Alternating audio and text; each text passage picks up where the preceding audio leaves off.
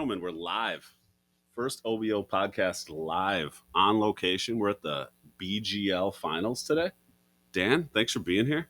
Happy to be here. It's a great day so It's far. exciting. We're recording outside, so we'll apologize in advance for any bird sounds. Lots of stuff. Hopefully no fire trucks or anything. There could be, who knows what's going to happen in the background. Thanks for being here. Episode 3 of the 2025 podcast season. As always, I felt like it would be important for us to look at episode 2, maybe clear up any mistakes we made along the way. Mm-hmm. Did we make mistakes, Dan? Yeah, there's been a few. It's a bit of a recurring issue. Aim to be perfect. Hard to get there. Yeah, shoot for the moon, fall among the stars. Yeah, that's what go. they say. Looks like we messed up the name of the WiMP again. Yeah, that one's on me. I'll own that one. Got the Wisconsin individual. Nope. That happened again. Still done it? No. Invitational. Wisconsin. There you go. Yep. Wisconsin Invitational Match Play Championships. Yep. That's great. Last episode, we had Eric Grams in the studio, and we had this moment where we were going to introduce Eric and talk about some great things about Eric. All the nice things. And we kind of blanked, and so I apologize. I feel like we should get out in front of that a little bit. Mm-hmm. You got some? Grams, very sorry. It's his birthday next week, I think. Yeah. So that's important. We can mention that. Happy birthday, Eric. Yeah, it's great. Thank you. And then the only other thing I thought was we had the big conversation about the player of the year. Mm-hmm. And we were talking about whether, what the award was for the player of the year. We kind of paused on that for a second. We might have had that wrong. We talked about a trophy. Yeah, it's not a trophy. We got plenty of other trophy opportunities within the WIS. But for this, we're going to introduce a WIS player of the year ring. So like a championship ring. Rings. Yeah. Not trophy. Correct. Got to put a ring on it. There you go. If you like it, put a ring. Well, that's what Beyonce says. Uh-huh. Okay. Well, good. Well, thanks for being here. Thanks for joining us for episode 3. We're pretty excited about this episode.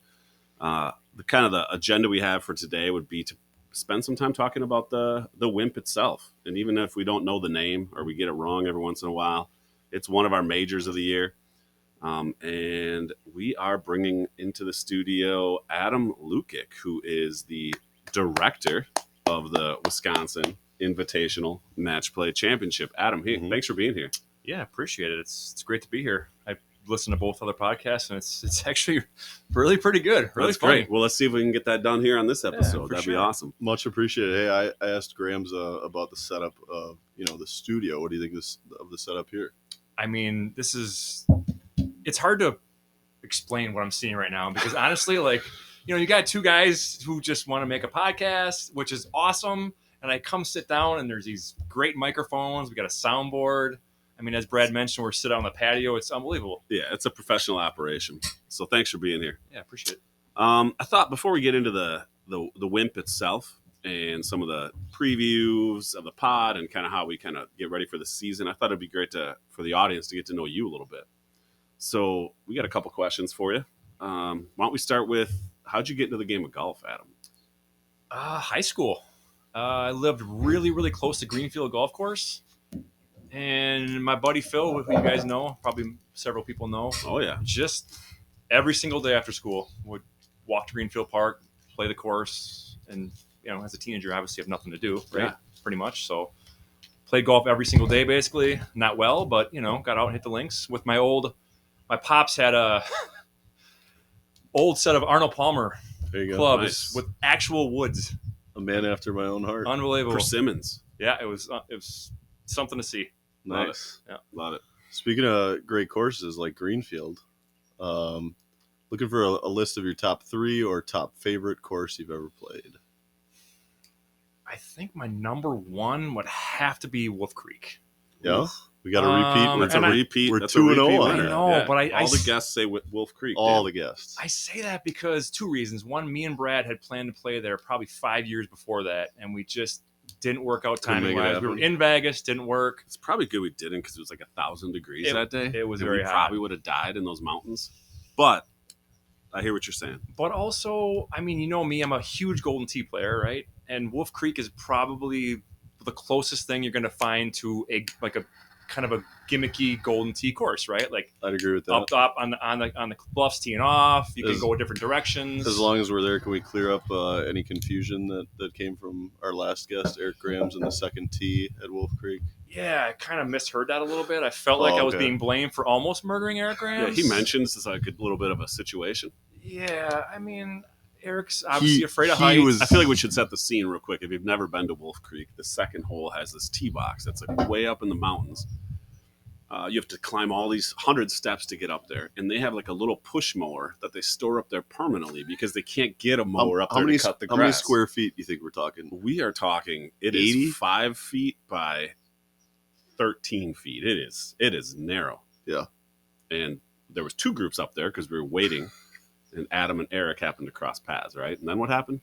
Yeah, I mean, obviously, I'm aware of his fear of heights, but you don't really understand how a person feels, because if you're not afraid of heights, you don't understand that. So I kind of went up there and I just was jokingly, kind of grabbed him by the arm, and he wasn't super happy about it, understandably. Yeah, and I mean, I don't feel like anybody nearly died, but long way from death. Well, he almost killed you. That's the possible. That's actually the part possible. that made me the most nervous, is when he responded to you. Mm-hmm. Yeah, I mean, I apologized profusely the second hole after we saw him, because I did feel really bad about that. Yeah, good. Well, that's good. I'm glad you guys have gotten past that. Sounds like you have. I feel like we're in a good spot. Okay, that's good. And then the only other question I really had for you is, you were one of the groups of people that put together some goals for the 2025 year, sure, both personal and golf related. I didn't know if you had any highlights on where are you at. Do you have any wins that you want to note? What are some things that are working well for you today? I feel like a lot of my stuff was golf related, which we haven't gotten there yet. The season's not quite upon us yet. Mm-hmm. I think one of the things was losing some weight, which I'm about 10 or 15 pounds down for the year, which I'm pretty happy about. Yeah. Other than that, you look great, by the way. I appreciate I'll that. agree with that. Yeah. Thank you. Well, good for you, man. Any others you want to mention? No, again, most of it was golf related. Spending more time with my kid playing golf, that kind of stuff. Just improve my game a little bit more tee to green. Got the whole season in front of you. Mm-hmm. Yeah, for sure. Let's revisit that. Days like today, good. We're getting there. For sure. We're getting close. Well, we brought you in today because a few weeks ago, or actually last week, we had the Wisconsin Invitational Match Play Championship kind of kicked off with our pairings party. And I thought nobody better to preview the season, especially the WiMP season, than bringing you in, who is kind of the brainchild behind this. And so I thought, let's take some time to talk about the WiMP itself. How did the pod party go? And then we'll take some time to preview each pod. Mm-hmm. So let's start. Adam, why don't you tell us a little bit about how did the WiMP develop, or where did it come from? That happened. We took was a 5-family vacation down to Puerto Rico. Stayed in a house with all of us, and as those vacations go, you spend a lot of time on the pool, smoking cigars and drinking beers. And one day we were just sitting around the pool in the lounge, and hey, man, wouldn't it be great if we could just do all these events and travel golf and play more competitive? Yep. So it was kind of born out of just lounging around, trying to come up with great ideas to golf. We're really good at coming up with great ideas. Isn't that where most good ideas for sure? I think do that more often. It was probably, if you were really going to hone in on it, that's probably where the summer series started, because the Sandbagger had always existed. We'd went on one golf trip at that point, I think, and then we were like, well, what if we just started having a couple events? Yeah, definitely the WIS for sure was absolutely born out of that whole conversation. And then we just, as you mentioned, the Sandbagger, incorporating that into the WIS. But yeah, pretty much the entire concept of the WIS was born from that vacation. Yeah, that was great. Well, good. Well, we're glad you're here. I felt, for the audience members, maybe we give everybody just a rundown of like where the WIS has been. Where the WiMP has been. When it started in 2000. The first year was 2021. First, we do have an update. Alt Shot Kings taking 4 points with another hammer on the 12th hole. They're making a run for this thing. So they have taken the overall lead, 72 points to 69 to 56. There's real things happening in the basement right now, but we got to stay focused on this podcast today. Yeah. 2021 first year. Yeah. Maybe we just mentioned, who won that year? That was you, Brad. Oh, that's right. Beat your cousin Jeffrey. That's right, yeah. And I didn't even really remember that, but now I do. So thank you. Yeah, I call it the snow match, right? We played at Washington County, went to the 19th hole, and I think all three of us were there. Actually, I was not. Yeah. I was not. Oh no, you weren't. Adam, you were there. Yeah, that was a jeans day. It was a lot of right? jeans. Is that the only day. time Jeff's ever lost in jeans? Only time he's ever worn jeans and lost on a golf We'll course. fact check that one. That might be error, but we'll see. All right. 2022, second year. John Lossman took down me, unfortunately. Okay. Fateful day at You were at that one. I was. Okay. Yep, All right, yep. good. 2-1 over at Ironwood. Talk a little bit more about that later, potentially. 2023, Steve Backus took down Aaron Schrader. I don't have a score for that one. Still looking for that, but that was our Mesquite Crack Open. The practice day, Las Vegas Paiute. Great day. Stevie took home the crown. And then last year, we had already talked about this. Ryan Olson beat me 6-4 at the Broadlands. You were at that one too then. Yep. So you've been around for a little bit. There's a punch on the bottom there. Been to a few of them. Well, good. How about all three of us have been in the WiMP since its inception, right? Mm-hmm. And I felt like, be curious to know, do you guys have any special memories of the WiMP? Is there a moment or a highlight for you personally during your events that, you want to kind of flash back to or recall for the audience? I think that they'd appreciate hearing about your good memories. Yeah, I'll start here because as I referenced the 2022 one, I was hoping we would get here. We have three of the participants here, and then John, who's downstairs eating tacos right now. We were at Ironwood. We were at Is that cold? What does that mean? 7. That just means he's eating tacos. He's eating tacos. Okay, I didn't know if that was. Sometimes you and John have your own language. I just didn't know what that meant. We were on 7 Callow, right? Is that the par 5 up the hill? 7 Callow, yep. Mm-hmm. Yeah. Me and Adam are. Well, so Brad, where'd your tee shot go on that hole? Do you remember? Oh, this wasn't even in my list of things to share, but is that the time This I is a hit story. Adam in the This is a ankle? story everybody needs to hear. I believe it was the toe, my not the ankle. You should get that right. Yeah, I was to the right. I was gonna hit one up the chute there from the right rough, and Adam went to go check the green, and then he waved me up and said, "Go ahead and hit." So me and Adam are standing in the right rough there. Cart's over on the cart path still. Go ahead. I almost feel like Adam should share this because it kind of we a lot could of this use a happens couple. from his We're perspective. not going to spend like all day, but we could. But yeah, just everybody's perspective real quick on that. I hit one. It kind of came out lower than maybe one groove. If we had a different podcast, it'd probably be called one groove low because it came out a little bit low. Mm-hmm. So Adam, you and I are in the rough. It's coming. We're what 120, 130 out. Brad, how you're trying to hit it? I'm trying to hit it 230. I'm 100 yards away from you. Trying to lace a hybrid or something. Yeah, that sounds about right. Just from my perspective, obviously me and Dan on the right side in the rough. The whole entire hole goes up. Mm-hmm. Brad 2-grooved it. I don't think it ever left 6 inches off the ground, but it had the exact angle to follow the fairway up. Just chasing you. Just from my perspective, I mean, this thing's flying right at me. And I kind of dodged to the left to get out of the way. Hard to say which way to go. Yeah, I mean, it's coming so fast, Right right? at you. So I hit a little cutter, a little nippy cutter, and you kind of moved with the flight of the ball, which was concerning to me. And then I saw you jump, and you were going to hurdle it for a second. You were like, I'm just going to jump over That's the how ball. low it was. He almost hurdled it. Yeah. Yeah, I mean, if I had a little more ups, I probably would have made it over the ball. And does the story end with it? You were able to hurdle over the ball? No. Turns out when I jumped, my foot must have, because from the extension of my foot went flat, and it just dead in the big toe. Well, we're not professional athletes, so you didn't jump that high. 90-degree angle, right? It absorbed all impact. And the worst part, it was cold, right? So that's extra. Yeah, this is a little. It was a pretty chilly day. Extra I pop. thought we had foot. a date on here, but I failed in that. Thought we had a broken ankle for November, a second or a shit. broken foot, but you finished the round. Oh yeah. Actually, I think Dan ended up winning. No, I lost that day. I lost that hole. That was the turning point. I hit a cold top into. I'll never see that pond again, and not think of the cold top that I hit in there. I remember leaving. Johnny early, beat me 2-1. But it's possible. You left. We only at had the 2 turn. holes left. Left at the turn, I believe. Oh, Yes. Because there was only 2 holes left. That was the 16th hole of our match. Oh, was it? Yeah, and then we played 8, and then that was it. Johnny beat me on 8. Yeah, maybe I just kind of blacked out. Yeah. After Well, once that who you get a lot knows? of pain going like that, the receptors in your brain act. I forgive differently. you, Brad. It's all right. All right, It's who's one of next? the things I feel bad about. That's a good story. Yeah. Adam, you got any WiMP highlights? Anything personally besides getting hit in the foot? No, I mean, I'm not anything I can think of particularly, but I just like I enjoy. I'm not in it all the time at the end, but I do enjoy watching the finals. I was there for the Brad and Jeff match, which was great. That came down to 18. I was there for 19 actually. 19. We went Oh, that's extras. right. Remember, You we did had to go go extras. Went back to because one. that's going to end up being my highlight. Okay. I have I a bet. few highlights. One of them was my up and down on the back of that green to beat Mhm. Jeff to win the title. Would definitely be one of them. On episode 1, I talked about my shot into 18 after the rain delay. Adam, you were there for that too. Oh, Against that was Strelo a last great year for day, yeah. Eagle Yeah. to beat him. So those would be was a great my shot. highlights. Yeah.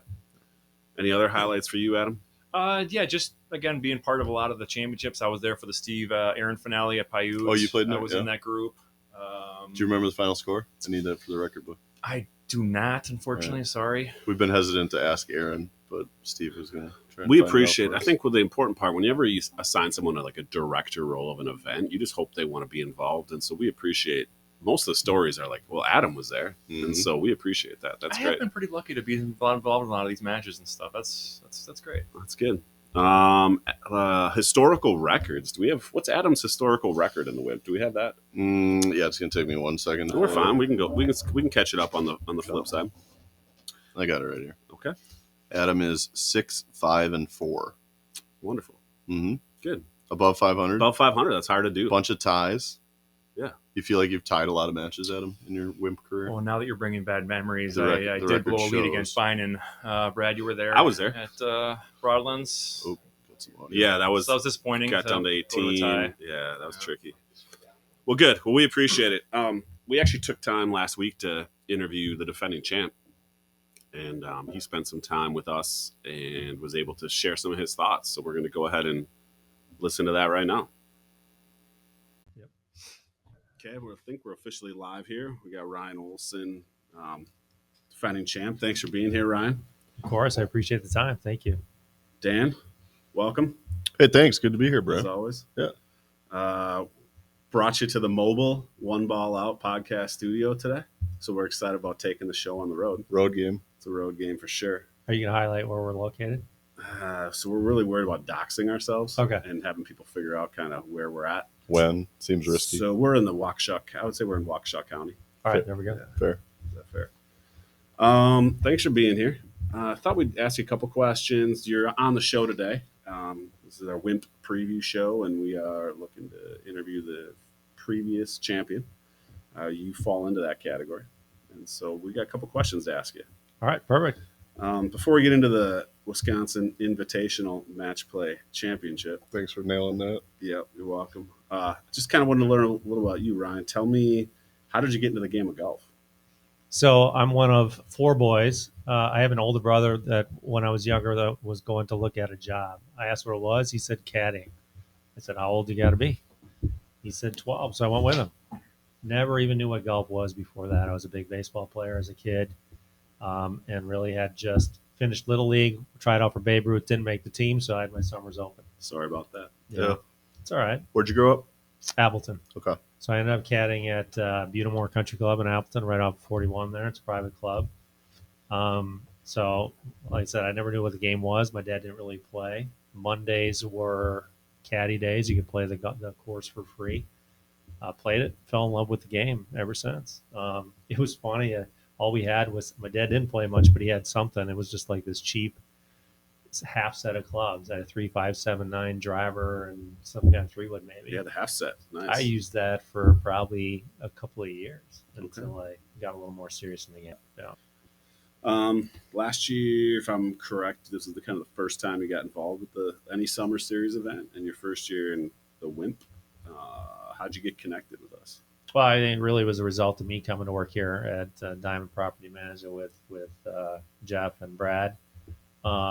Ironically, though, it could have been earlier. I have a connection to Adam Lukic, No. and Sorry there was about that. probably a couple of times he actually asked me if I could fill in. There was an opening last minute. I think the most recent was your trip you guys had out to Vegas, which Graham was highlighting in the last podcast. Mm-hmm.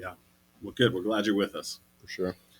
Well, it's great getting to learn a little bit more about you. I thought one of the things that'd be important for us to do would maybe just kind of go over your 2024 WiMP run. Okay.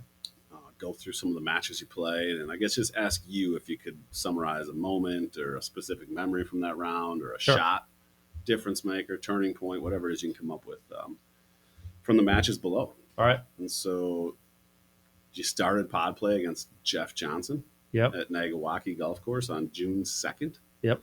of believe you lost that match. I did. You lost it 1 down on 18. I did. You know, So- quite honestly, I think the loss there did me more good than anything else. I mean, Jeff's a great player, and all of the players I know in the WIS, he's probably the one that I would least want to go up with, just given his ability to go so low. Mhm. You know, he started out a little slow that day, and I was probably 3 up at the turn. But the turning point was on 12, where I was still 2 up, and I got away from my game plan. You know, it was a hole that I don't really need to hit a driver on, and Jeff had the box and hit a good one, and I'm like, you know what, I'm gonna be aggressive here, and Chasing him, huh? I just hit my miss. The block, it was gone. Just re-tee hitting 3, gave him the hole. So Yeah. I'm sitting there on the next hole, 13 at neg, the par 3 up the hill, long one, and I'm sitting there. I'm just thinking about the outcome more than the shot in front of me, and I was just choking. I'm gonna be honest with you, I was choking the match away. Not to take anything away from Jeff and his comeback on the backside, but I think there's also some thoughts I'll share at the end with one of the questions about what any advice to people playing match play here. Mhm. But yeah, I was fortunate to be even going an 18 and played a poor hole there to not even have the match. But you know, I kind of choked it away. But I think the long run, I learned some quality things about playing match play. I'd never played match play before, and I think it was Interesting. beneficial for the remainder of the win. Cool. Good. Yeah, that's a great story. Continued on in pod play, playing against Mike McWilliams over at Merrill Hills just 4 days later. Yeah, I mean, we were actually supposed to play the day before that on Saturday and got rained out. And Mike texted me right away, and he's like, "Hey, I'm not a rain guy." I'm like, "All right, that's fine." So we ended up playing Merrill on a Thursday afternoon. It was wet and windy. Yeah. It ended up being a cart path only day, so it just made it kind of a little more miserable. But I'll tell you, neither of us were playing great. Mike was all over the place off the tee. But one shot I remember specifically was 11th tee on the backside. It's a par 4. There's a pond on the right. And then you got to go way over through a group of trees to get to 13, which is a par 4 coming back. First one on the backside. And he literally was on the far right side of the fairway on 13. He hit it so far right. But he hits this It's a miraculous. nice angle to come in from. he had a gap between all the trees over the pond, and I mean, he had this miraculous recovery shot just short of the green, and I ended up tying the hole versus winning it because I 3-putted. Yeah. So I thought I was going to start turning around there. I don't remember where we're at, but I think I was a little down. But yeah, so Rallied all the way to win 18 and win the match 2 up. correct. Okay. Yeah, it's those situations you're never out of it as much. It's out of it as much as you think you are, and you're never in control as much as you think. One you are, shot for away. sure. Right, and that's an Truly. example of where you don't all of a sudden think, yeah, I got the hole because your partner's out of position. Mhm. You had a great recovery shot. You got to finish the holes. Followed it up 30 days later with Aaron Schrader. He went to Negawaki again, and looks like that one was a little bit more in control. 4 and 3. Yeah, well, so Aaron was my group. Actually, I was disappointed I lost to Jeff because I would have, if I'd have been up 2-0 at that point, I would have Mhm. taken Aaron up on playing Hidden Glen. Missed I've an never been opportunity. there, and Yeah. I'm like, listen, I can't play there. I don't know any kind of lines off the tees, and I need to win this match. So I want to play at more of a neutral site, and that's just kind of where we agreed to play. Sounds like Aaron won't be in your pot again this year. Is that what you're saying? Yeah, even for someone else. I don't know. Actually, it ended up being a great match. I mean, he started off a little slow. He had played an event at Hidden Glen that morning and drove all the way over to Nag. Oh, nice. I mean, after lunch and so forth. But so I think I was 3 up after 3. I mean, I got off to a good start. I think only had to give me one shot for the round, and that was right away on the par 5 too.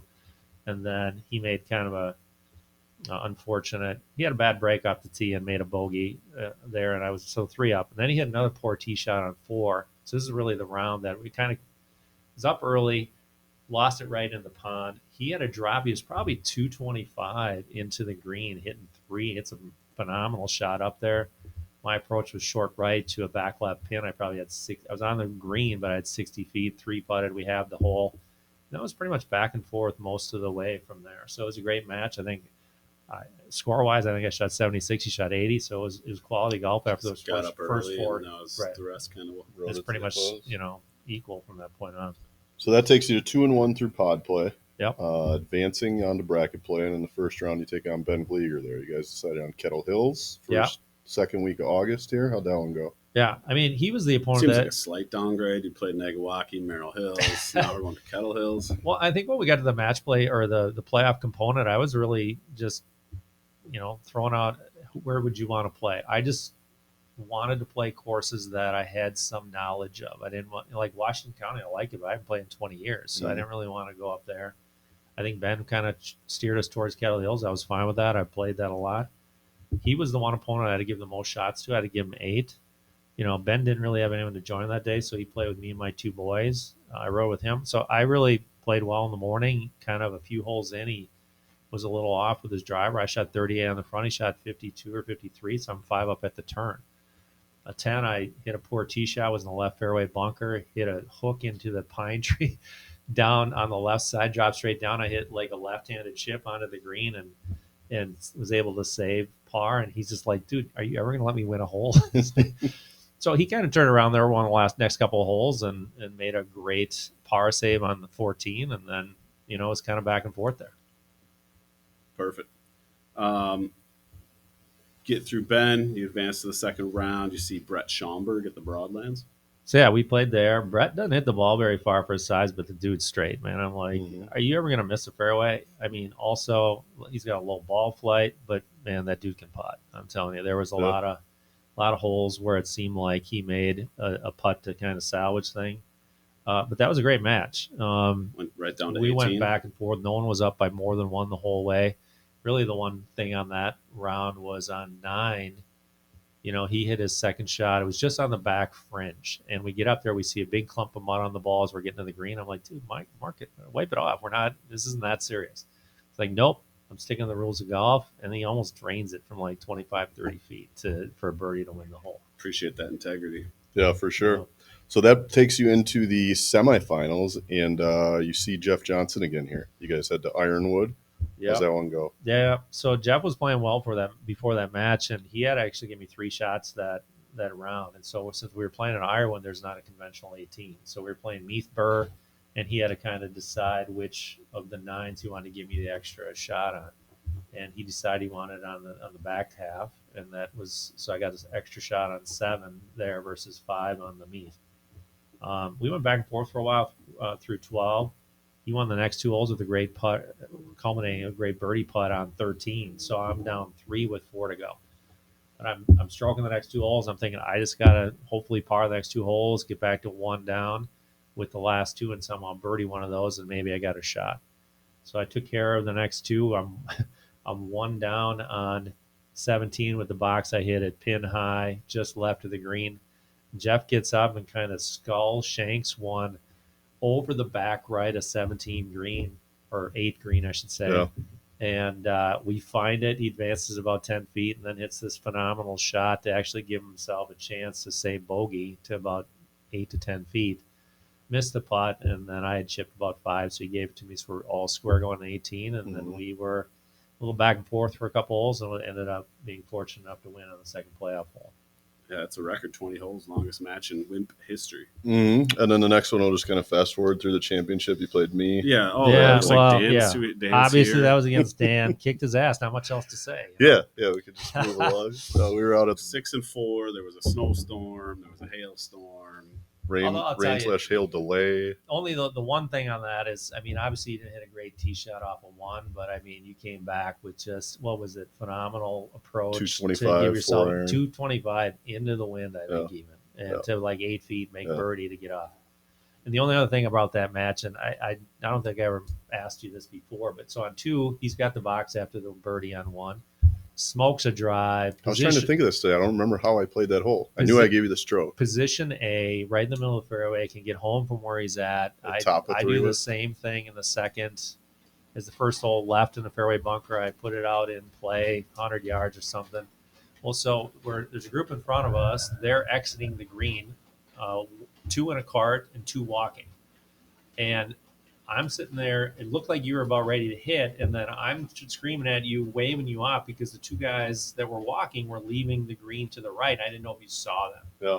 Well, but then you backed off and then readdressed and then topped the shot. So I don't know if you felt like, I don't know if you didn't see the guys and you realized what I was doing, or if you thought that was gamesmanship by me, trying to mess with you. I do not remember that at all. So I don't think I even realized that you were. I was so locked in on the shot, and that's why I topped it. Yeah, perfect. So you get it done. You win pretty easily. handle the championship match, win 6 and 4. I'll point out that Ryan, I went and researched the card today. Ryan was +1 through 14 holes. That's pretty good. Yeah. Yeah, played well. Won the last 5 holes of the match. Hey, it was a blast. I mean, was a fun ultimately day. we had a rain delay and we came back and were able to finish it. But you're like, who you want? You brought Lossman. I was going to bring my playing partner from our Monday Night League, and then my son's like, hey, I'd like to go do it. I mean, he was a great caddy, and I drink a lot on the course. It doesn't necessarily negative affect me. Mm-hmm. I do it because it like takes my head out of the game. And Yeah. he was just pretty much telling me, distances, and we talked about what shot to hit, and I was just able to execute. So it was a great time. It was a fun day. Won some championship hardware. Where is that trophy now? The trophy's actually at the office at Diamond because my wife doesn't appreciate it as much as I do. I wanted to put it on the mantle on the fireplace, and she's like, not happening. That's too bad. I was kind of hoping you were going to bring it to the interview because I know, like, I've seen a championship trophy, but I'm not sure if Dan has. And so I was kind of thinking maybe he'd like to see one. Well, I don't know what it looks like. 0 for 2 in championship matches. Tough. Maybe this is the year. Maybe. That's what we're hoping. That's every year. Yeah. There's always next year. Yeah, you're right about that. Let's see. Are you looking forward to matching up against anyone specific in this year's WiMP? Last year, obviously the first time, with the way the draft came, I was in pod 6. Aaron Schrader had been the random selected individual right there, and it snaked around. He took me right away, and I went and talked to him. I knew him. We had worked together at You Northwestern. have an incredible memory. Sorry to interrupt, but This is all golf I stuff, like to man. think I can I have remember it. golf stuff. Yeah. Like being baseball stats. I can play around a golf. I can tell you absolutely every shot I hit. Where Yardage. It was. Yeah, exactly. Yeah. Love it. But so Aaron's like, I just wanted to play someone who had a similar handicap. And actually, I do like that approach. I mean, it feels like you're just playing each other straight up. You don't have to worry about strokes as much. So, I mean, we're expanding to 32. There's a number of guys I don't know. The only one I want to stay away from is Jeff Johnson. I'm telling you. That was going to be our next question here. he's the Feels guy. like there's a little rivalry He's between you two. the guy. One down, one up. Something brewing here? Dude, he's a scary dude, man. I mean, some of the stuff he pulls off is he's got some skills, just some mad skills. He's a player for sure. Got those. He's taking those pills. Everything's working out for him. Yeah. Yeah, Ryan was pretty tough to beat last year. Huh? He kind of had it together, figured it out in a hurry. I'll second that. Because first year in the WiMP, and he just was able to kind of overcame that first loss and ran all the way to the end with it. Especially that last day. Yeah. Well, good. Huh. Well, now that we kind of have a background of the WiMP, let's talk. I felt like let's start with like 10,000 foot view. Adam, you want to walk us through a little bit about like how's it organized and what did we do last week to get to where we are today? As far as the WiMP goes? Yeah. Pod party. How does it all work? A lot of board of directors meetings, honestly. A lot of meetings. Yeah, a lot of meetings. So we have 32 people. This year we decided to break into 8 groups of 4. We call those the pods, right? And then we had to figure out a format or a system for us to get people into pods.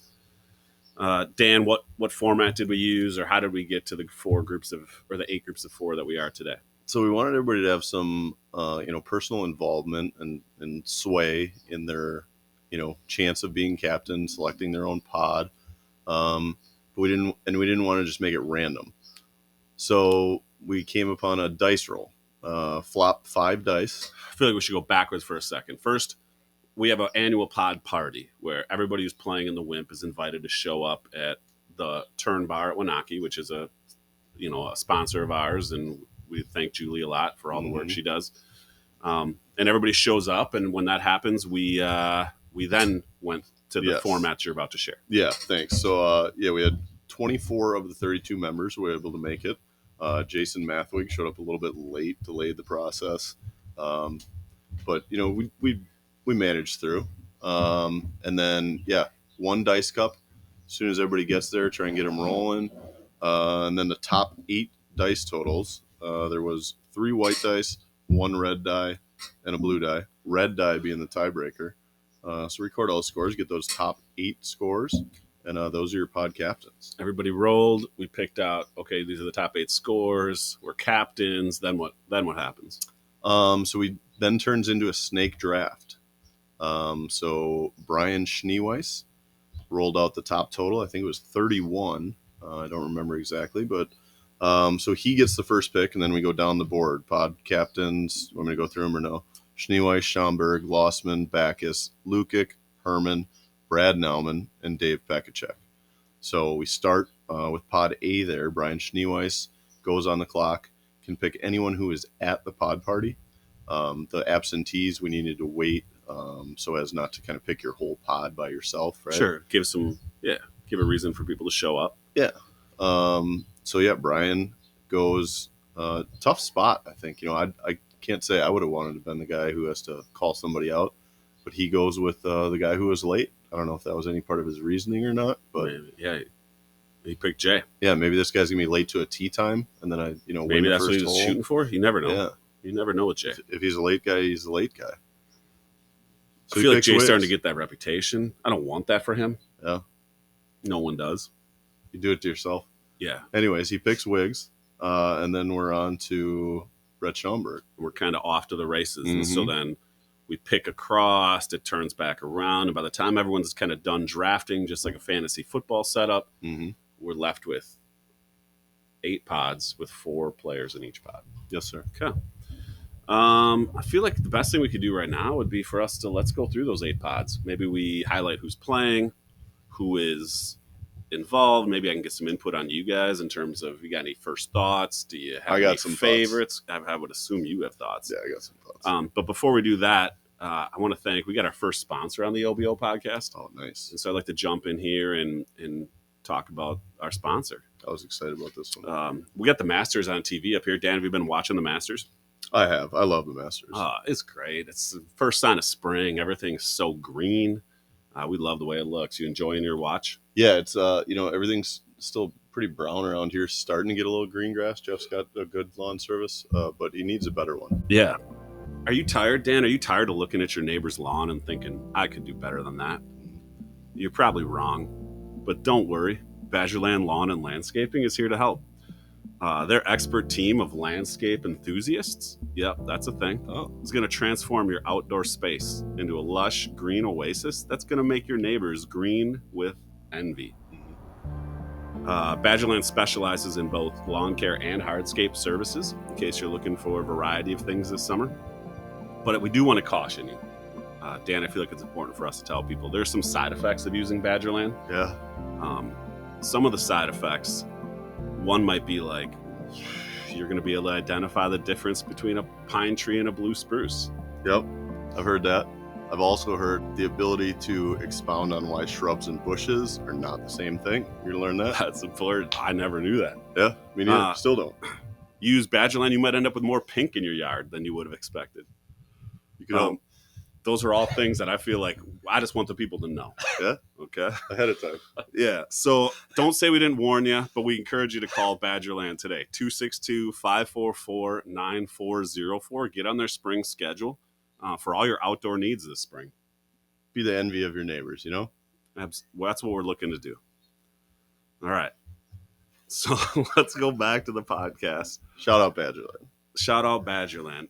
Let's run through the pods. I'm going to go through each pod, all 8 of them, and let's kind of go first thoughts, initial preview. One at a time? All 8? Let's go through all 8, one pod at a time. Okay. So in pod A, we got a Brian, Jason, Kevin, and a Pete. All right, and so let's go ahead and why don't you give me your first thoughts, Adam, on that pod? Funny enough, the first thought that popped in my head was Mo Sizlak from The Simpsons. Okay, yeah, because that's Right. So now I'm picturing Pete as a gruffy bartender. So Right? none of us know Like, Pete. nobody To be knows fair, no. Pete. No He's one knows Zitsky's Pete. buddy, I believe. Zitsky. That or Klaus, referred him. possibly. Could be. Okay. He's somebody's. Um, There was a moment in the pod party where we were like, "Is Pete Sislak a real person?" Or did we get Zitsky? We've been doing this since 2021, and this is I think that's the first name of somebody who joined Didn't the know. WiMP that I don't know. We've already had some interaction. He did reply on the WhatsApp. Yeah, which has channel, been great. so Pete, we're looking Shout forward to out meeting Pete. you. Yeah. Can't wait to 100%, meet yeah. you. Nobody better, Pete. Mhm. But as far as the pod goes, I don't want to play favorites here, but I know Mathwig has a little bit of a struggle record on his WiMP overall record, so I kind of rooting for him to shine this year a little bit, maybe to improve that record and get out of the pod and the playoffs. You think a justifiable first pick?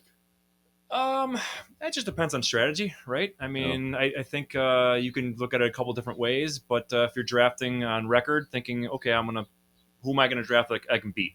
Who has a bad record in match play, right? Yeah. Yep. I mean that would be, I think he's 0-3 maybe or something like that. No, 1-5, something like that. 1-6. Yeah, he finally got his first win last year. I mean, only 2 years in. Sorry. So I mean, if you're picking A lot on of it in Wigs hate. that way, Sorry. then yeah, for sure. I Sorry, mean, Wigs. could be a good number one pick.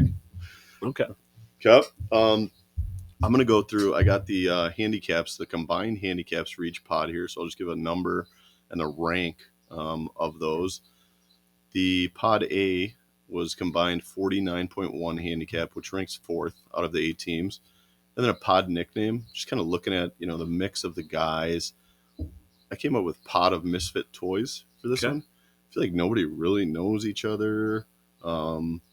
Just that one hit me. A little play on the Island of Misfit Toys. Great movie. Looking forward to that Schneeweiss Mathwig match. To you call a guy out and then you got to come see him on the first tee. Yeah, maybe Pete Sislak is the abominable snowman. I don't know what you mean. Wasn't that from the Land of Misfit Toys? Was. Yeah, for real? Yeah, come on, man.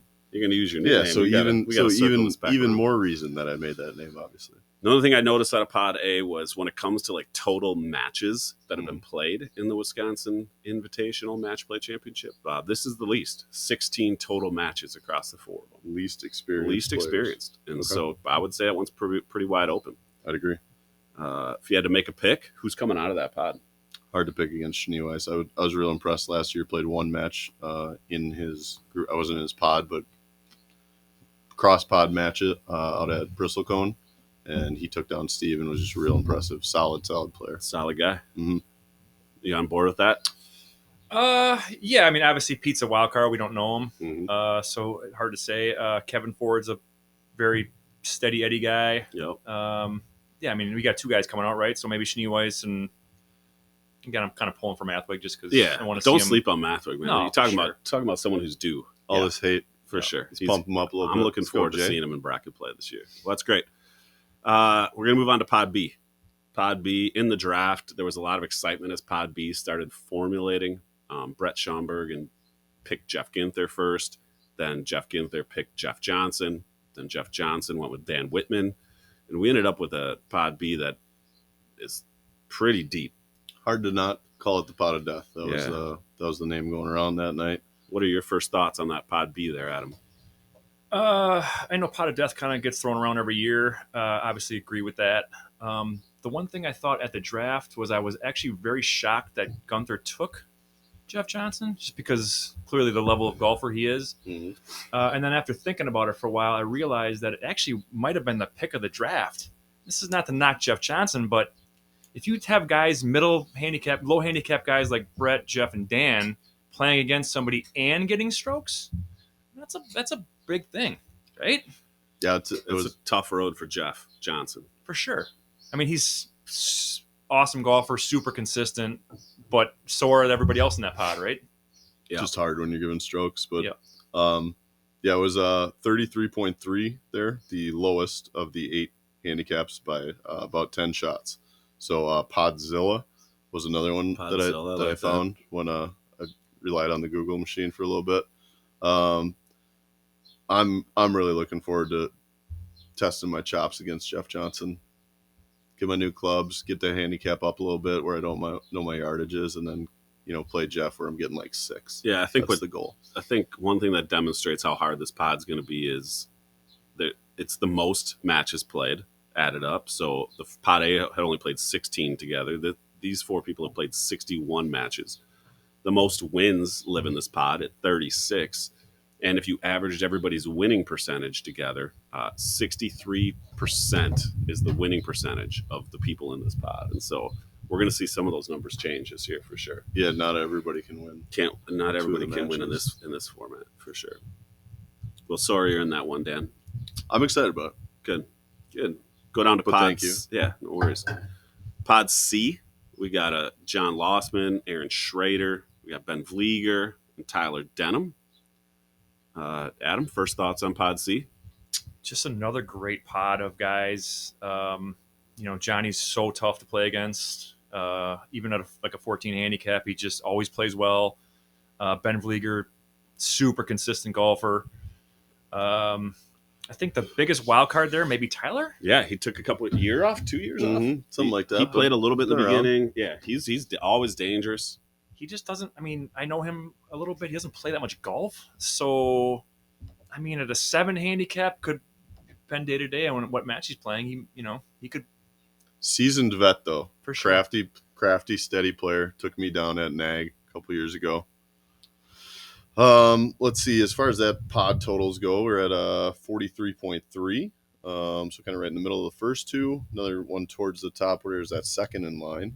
Only nickname I came up here with Johnny's Good Times pod. Anytime I hang out with John, it's always a good time. So it's hard to believe that pod's not going to have a good time when they're playing golf. For sure. I feel like you look at all 4 of those guys. Enjoyable, smile on your face kind of people. Yep. They're all fun to play with. Good round of golf there. Yeah. Also very experienced, 61 matches across the 4 of them, 30 wins across the 4 of them. And so that should be fun to watch as the season goes on. Mm-hmm. Moving down to Pod D, Steve Backus was the captain. Ended up with a Todd Basie, a Jake Ginther, and a Mark Zitsky. Adam? My initial thought about the pod was the Big Lebowski pod.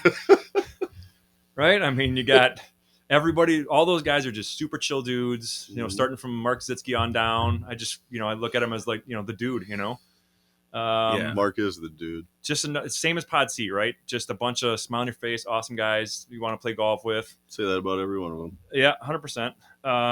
All very even on the handicaps. Yeah, I noticed that too. So not a lot of strokes. Super close. Right? That's pretty going much to be between an 11 and a 13 for all of them. That's how you play that day, right? Yep. Because if you're not giving any strokes, really, it's going to come down to, hey, you got to be on that day, right?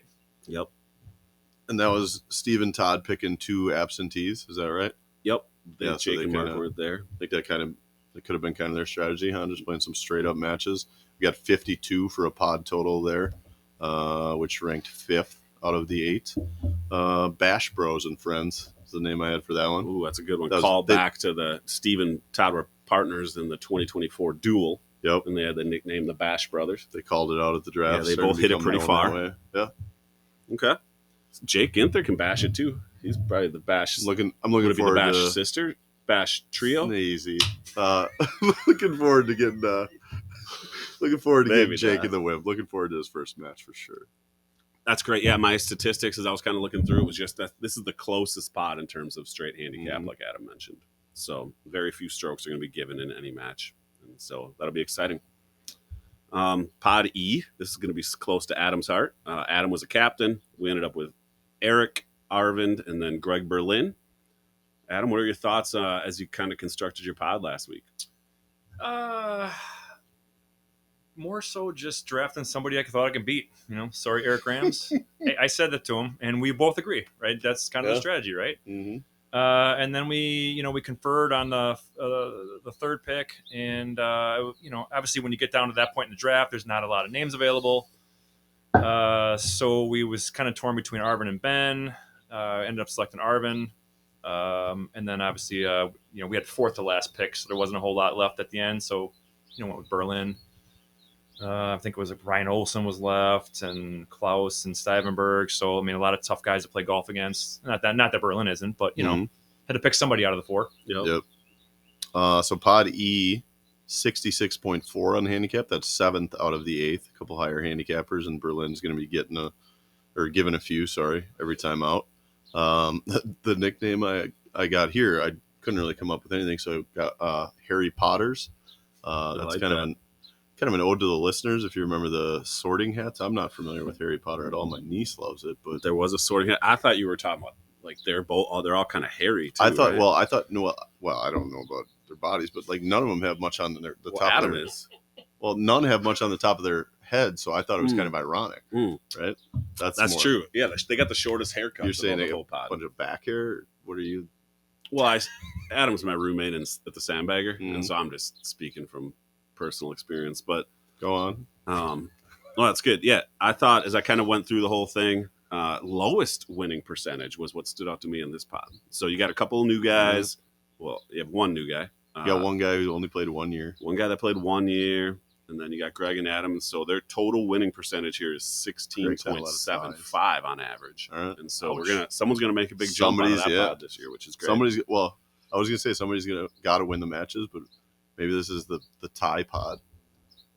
Everybody ties. What happens then? I could see that. Is that a 4-man hot tub? It could end up in a 4-man hot tub standoff. Yeah, everybody's some of the tiebreakers. Everybody's 0-0-3. Yeah, that would. Can you beat 0 and yeah, you could. Yeah, that'd be. Everybody went 0-3. Couldn't think of a better way to end Pod E. All right, than maybe that's how that ends up. Boy, that'd for be the Harry Potters. O's stuff. Honestly, we talk about the hot tub standoff so often. I actually kind of want to be the first one to have to do it. It's got to come up at some point, right? We've been talking about it. It's got to crawl up the tiebreaker list. I think at some point it's going to be the first tiebreaker. All right, moving on to Pod F. We got Dave Herman, Andy Brown, Corey Strelo, Matt Stivenberg. Adam. I don't really know much to say about this pod. I don't know Andy Brown very well. Corey's record's not particularly great from a historical perspective. 0-3. Same with Herman. Stivenberg, if I had to pick a guy out of there, I mean, super tough competitor. Yeah, he's a wild card. He's just a really steady golfer. He played really well last year. Hits the ball a long way. I thought he had a chance to go all the way last year, given his play. Obviously, it didn't happen for him. But a big mix of handicaps there. You go from 13 to 24. It's a good swing. Yeah, Stive's going to be given every day. But otherwise, yeah, a lot of strokes going around.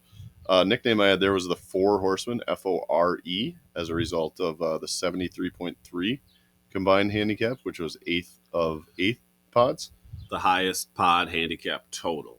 Yeah, which means nothing about how fun these guys are. No. Great guys. Yeah, for sure.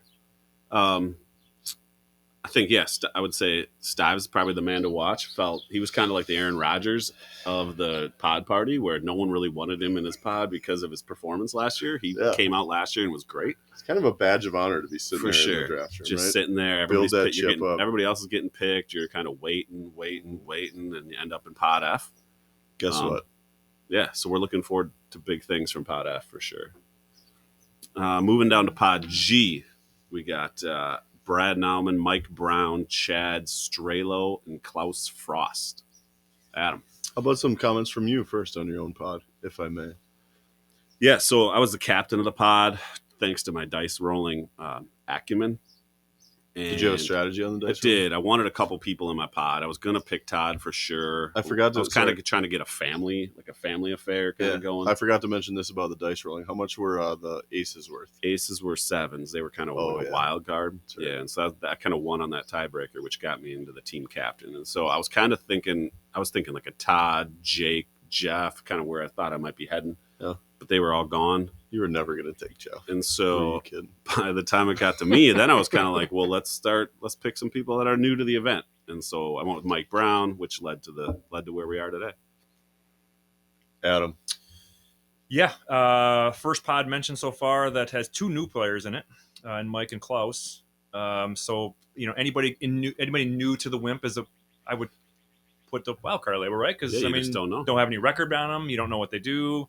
I mean, match play is obviously a different animal than just walking out and playing golf on a Sunday by yourself. Again, your lower handicaps are pretty even there, and then you guys are all going to be giving Strelo quite a few bumps. If I had to pick somebody out of there, obviously like Brad, but I never really golfed with Mike and Klaus. I don't really know, what to expect from them. Yeah, I hear you there. Let's see. As far as numbers. In Pod G, we had 53.8 handicap combined, which was 6th out of the 8, but a ways away from that last one. I have really struggled for names here. Brad, Chad, and the rookies. Pretty, I don't know. Not much there. Yeah, well, I mean, you got a name? You got a name for your own? I don't really have a name for my pod, but I was thinking I'm looking forward to having Chad in the pod again. I feel like Chad and I have been in the same pod for 3 of the 4 years, and so I bet he doesn't. He doesn't play at Morningstar. I mean, I'm not sure where we're going to play. We're usually good for like a 5:30 a.m. match somewhere, but we're looking forward to, renewing the rivalry for sure. Which brings us to Pod H. The final pod that was drafted was Dave Pekacek, Braden Nauman, Matt Bynan, and Ryan Olson. Adam.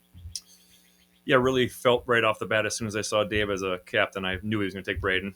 I thought he would probably take you as well, just to keep it in the family. But you were a captain, so obviously no go there.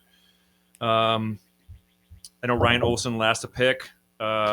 Great guy. I think he wanted me to pick him in the pod, but who the heck wants to draft a guy who's never loses, right? Right. And the one thing I thought interesting about this pod is going to be this might be the first WiMP pod match in history to play from the senior tees. Oh, Right? I- Because you can I had pick not- any tees you want to play from. If you got a Matt Dave matchup, that could be a gold tee. That's true. Right? Dave wants to play the gold tees, and he's well within his rights. But then when I told him that, well, your handicap number is going to change because you're playing from a different I had not, slope and course rating. I had then not that was considered that at all. yeah. So that'll be interesting. For sure. 48.3 on the combined handicap. That puts him in third position of the 8. Named this one All in the Family. The Braden Dave dynamic was kind of a known commodity coming in. I'm not going to say if we could make that happen, but, there was we kind of wanted to make that happen. Most anticipated match, Braden versus Dave. I'm hoping to be there for that one. Playing for the family. Yeah. Yeah, I thought the same thing. Another pod where there's 2 newbies, a couple, one guy that's really experienced, has been playing for years, and then you got the defending champ. Mhm. So that's wide open, and we're looking forward to see how Pod H plays out as the year goes on. As long as we're talking about Pod H and the defending champ, I felt like it'd be a good chance. We got some newbies in the pod this year, in the event this year. I thought it'd be good for us to take some parting wisdom from the defending champ. We had a chance to interview him last week, and he had some things to say about if you were new to the pod, some advice to give on how to do your best in the match play format. I thought he covered that really well. He did. All right. I guess we kind of wanted to close with a question. If there's some newcomers coming into WiMP this year, or maybe new to match play, someone who went through that experience last year, get any advice for someone that's looking to make a run as a newbie? Yeah, I think, maybe 2 things. First, I go back to the first match with Jeff. None of us are professionals. And, I was up 3. I remember going to 10. And I was hitting a poor shot, and I tried a tee shot. It was way on the left. I tried to hit the hero shot, just thinking Jeff's going to get on and make par. So I got to try and hit the hero shot. Well, he ended up making 6 and by trying to hit the hero shot, not pulling off, I essentially gave him the hole. So it's the old golf adage, one shot at a time. If I would have just punched out to 100 yards, put it on the green, tried to get myself a putt at par and having the hole, halved holes go a long way in match play. For sure. So you're not going to win every hole. You're certainly not going to lose every hole, but halves, you can figure out a way to have and give yourself that chance. It's significant. So Yeah, that's a big thing, right? Never take yourself out of a hole. correct. Assume the other guy's going to hit a good shot, maybe, but don't take yourself out of a hole. Right. And don't react to what your partner does. That was the other thing. Like I said, on that 12th hole, I got away from my game plan and pulled out driver and was completely unnecessary. It was only like a 370-yard par 4. Just 150 yards markers right there. Just hit to it and you're good. Because all the trouble was past that. Yeah. And gave the whole way there as well. We're good. Well, as we're recording this, the pod pairings party has not happened yet, so we'll look forward to seeing you there. Mm-hmm. Hope we stay out of your pod, and Look forward to some look analysis. forward to seeing you here. in bracket play. Part of me feels like, it'd be nice to have a pod of, like the 3 of us and Jeff, and just like, 2 of you aren't advancing, right out of the gate. I'm not sure. Microphone might not be working anymore. think, We're having some connection Thanks for issues. coming, Ryan. Appreciate you visiting the studio. Might be your last time. Well, good. Thanks for being having here. me. I appreciate it. Appreciate it. Good luck. Thanks, All Ryan. right, thanks. Thanks, Ryan. That's really good advice. I think if I was Braden, Arvin, Mike Brown, Klaus. all those guys, some good life lessons there for you, both on the course and off the course, probably. Mm-hmm. Yeah. Let's go to the end here. Who's the long shot that you think can win this? If we're gonna jump down on the agenda here, who are some people? Who's a long shot that you think's got a chance? I'm going to go Arvin. The Masters or the WiMP? For the WiMP. Sorry. The WiMP. Yeah, sorry. So I personally think, we learned last year that a new guy can come in and do really well, and I'm on the Arvin train. Braden. Adam? Great question. I think I'm going to go with my guy Tyler Denham. I Yeah. don't know how much of a long shot he is, but Yeah. I feel like he's a gamer. Yeah, right? for sure. Yeah. Grinder. For sure. Gamer. Grinder. Yeah, definitely not catching him by surprise, but he's good. It's like riding a bike. Get back on it, and you're going to be fine. Well, good. Well, that kind of covers all the pods. We're sitting out here on the deck watching some Masters coverage. Akshay Bhatia's got like a 3.5 footer for probably bogey here. Yeah, Feels he like it. made it. gonna As make long the as cut. we're on the Masters, I thought let's just real quick. I didn't know if I could get any Masters input from you. Like, where does the Masters rank in your golf fandom? Have you attended? Is it a bucket list item? Is it the best watch in sports? Adam, you got any thoughts on that? Yeah, it's hard not to love the Masters, right? I mean, it's probably the only major that's only played in one spot, right? Always at the same course, Yep. they Always say. the only one. Yep. And it's just got so much history, Aura around it. right? Like it's hard to not pick that as Such a certainly as the beautiful golf number place. one, right? For sure.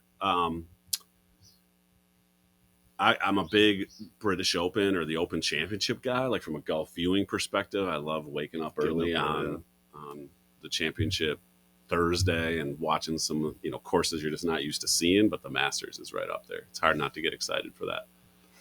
Currently, as we sit on a Friday, Justin Rose is leading this thing by one shot. Looks like Bryson's having quite the day.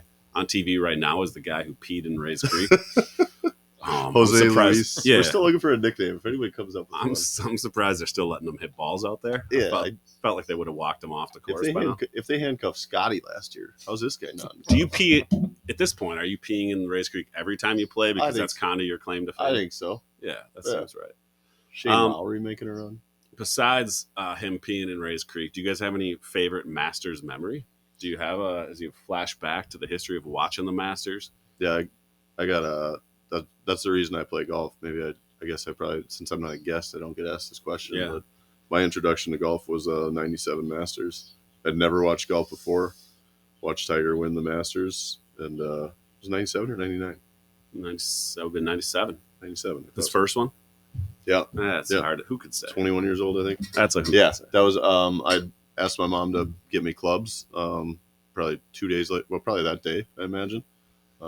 Is that where you got the Ben Hogans? Nope, the Hogans came later, but Okay. my Spalding 3-wood that's still in my bag is from that initial set that I got in 1997. Wow. Yeah. Is that the dented 5 Oh, wood? I mean, what's not wrong with it? Still works? Yeah, it still works. Same grip, Yeah, Very I would cool. say the same thing. Masters kind of sparked my passion for golf. I remember like early 90s, Ben Crenshaw won a Masters. The Harvey Penick, his coach, died the week 92, I'm going to guess. We'll It's fact 92, check 93, 94, somewhere in there. Harvey Penick passes away on the Sunday or Monday before. And he goes on to win. And I remember we were at Easter at Uncle Jim and Aunt Bonnie's house. And I was like, there's always that bedroom where everyone throws their coats. Yep. And I was like laying on their bed on top of everybody's jackets, watching him win. And then I feel like it's just a little bit of like a Check in on your life. check every in, a year, compass where of you where you're at in life, right? Like Greg Norman choking away the 96 Masters, Tiger I was getting winning, married. I was having a kid. for sure, all the way up to, the Phil vertical leap when he won. And, Vertical? well, he kind of jumped a little Horizontally. bit. Maybe similar to me jumping over that ball. For sure. Kind of like when you tried to jump out of the way of my ball that one time. Mm-hmm. And so, yeah, my favorite Masters moment probably would be when Tiger won the last time in 2019. I've only cried a couple times in my life. That would have been one of them. And so, Masters has a special place in my heart. Did you cry when we won Stogies and Bogies last year? I can't Did I remember. cry when so? No, I did cry. I did cry like 2 weeks earlier though when we had that rules controversy with what's his name. I don't remember this. Yeah, your buddy. We'll catch that up on Revisit episode next 4. episode. I was watching Masters coverage on like Tuesday or Wednesday, and Bryson was on the range, and it's Tuesday, and he hit in his practice session. He hit 393 range balls that day, and I was trying to think like, have you ever hit more than 393 golf balls in a day? You in your including life? like a round of golf? Sure, like so, I mean, any. so at Ballybunion in Ireland, I just thought of this one, but we played 2 rounds of golf, right? Mhm. So I hit the ball a lot. I lost a WiMP match to Johnny at Ballybunion. Yep. Only time a WiMP match that we played there. So let's say you're at 150 there. Okay.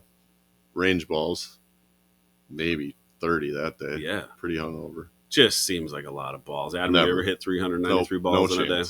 No, I mean, just think about going to a range and getting a bucket of balls. What's that? 100 balls? You're Like exhausted by the the end of large that. bucket's 100. So this is almost four large buckets. Yeah. I mean, it's one thing to A play medium two is 18 a lot for me. It's one thing to play two 18-hole rounds in a day, with Yeah. spread over 9 hours. You're Yeah. talking about a guy sitting on a range for 2 hours, just Can't be. hitting and hitting.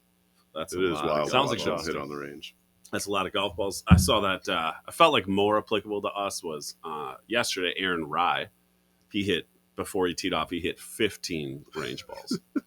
He hit 3 wedges, 3 8-irons, 3 4-irons, 3 fairway woods, 3 drivers, and then That's he went great. to the first tee.